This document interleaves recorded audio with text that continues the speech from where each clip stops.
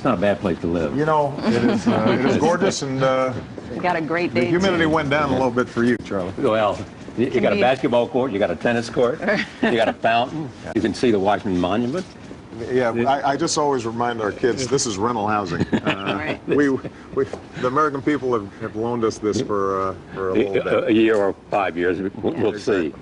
How are you going to spend your summer? Well, Where is summer vacation? Oh, yeah. Well, most of it's going to be campaigning. Look, this is going to be my last campaign, and you know, the girls are now of an age where they start having their own stuff. So they've got a sleepaway camp for a month. Both of them are leaving. We're going to be, you know, experiencing the first stages of empty nest syndrome.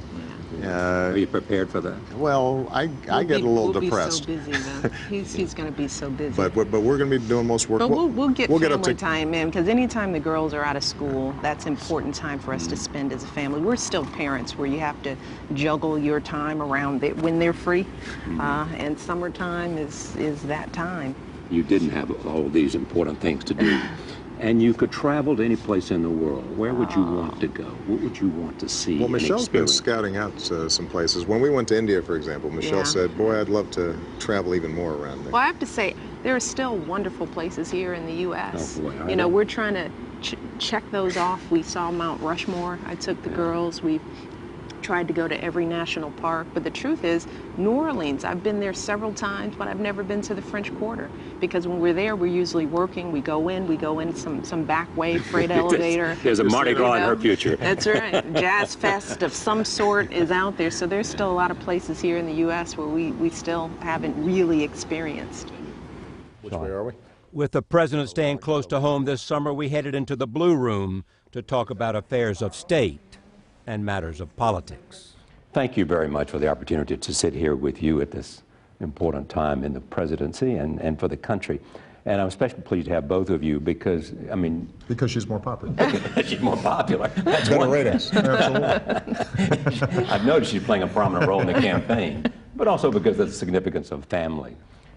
I read you, though, this that I found fascinating.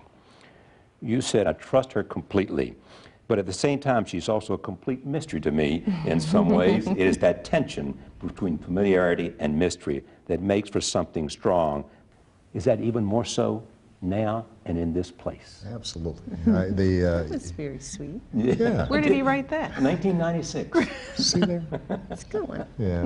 You know, I am happily surprised at how I think this experience has strengthened rather than diminished our marriage. I rely on her even more now than I did back then.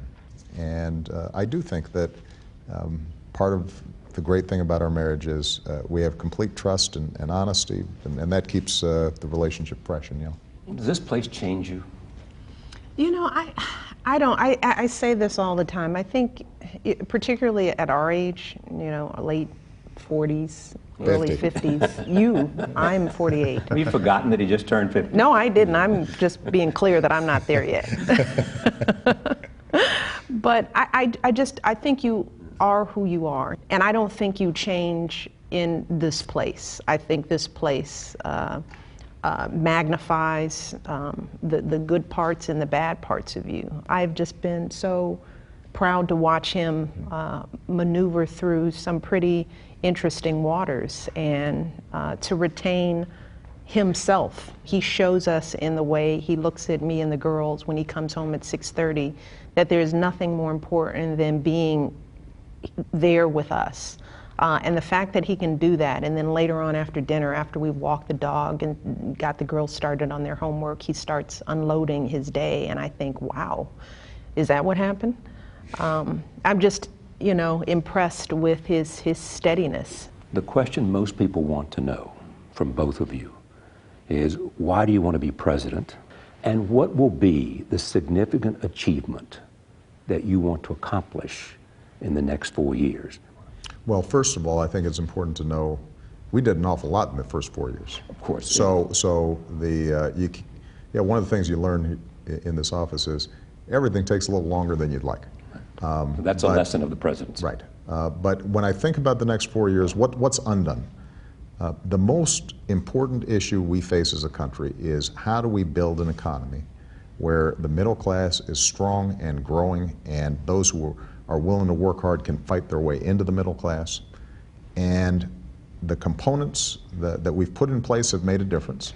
I think the question right now for the American people is, which vision, mine or Mr. Romney's, is most likely to deliver for those folks? Because that is where the majority of American people live. Because the middle class has been and is in a terrible place in America and losing ground in terms of their history. And they've been losing ground even before this recession hit. For the 10 years before, their incomes and wages had flatlined. But suppose, I mean, he clearly will say, let's look at your record. Let's look at the fact that unemployment is at 8.2%. It is unlikely to change. Let's look at how effective the stimulus was. Right. Let's look at your management of the economy. Exactly. Yes, it was a bad hand you were dealt, right. But you have not made it to what it ought to be. Right. That is the centrality of their campaign. Exactly. That is his argument, and you don't hear me complaining about him making that argument, because if I was in his shoes, I'd be making the same argument. Take a look at this. That's 4 years ago. Look at that. Come January. Almost no gray hair. Oh, wow. Just a little couple of flecks. This was also a time of, yes, we can, hope and change. What happened to that? Because that's not the narrative today.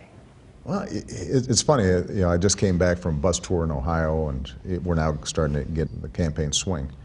And I tell people, this campaign's still about hope. If somebody asks you, it's still about change. Washington feels as broken as it did 4 years ago. And if you ask me what is the one thing that has frustrated me most over the last 4 years, it's not the hard work, it's not the enormity of the decisions, it's not the pace. It is that I haven't been able to change the atmosphere here in Washington to reflect the decency and common sense of ordinary people, Democrats, Republicans, and independents, who I think just want to see their leadership solve problems. There's enough blame to go around for that. And do you blame yourself in part because, I mean, you had this confidence that you had these skills that would allow you to bridge the gap? I mean, I think there's no doubt that I underestimated the degree to which, in this town, politics trumps problem solving.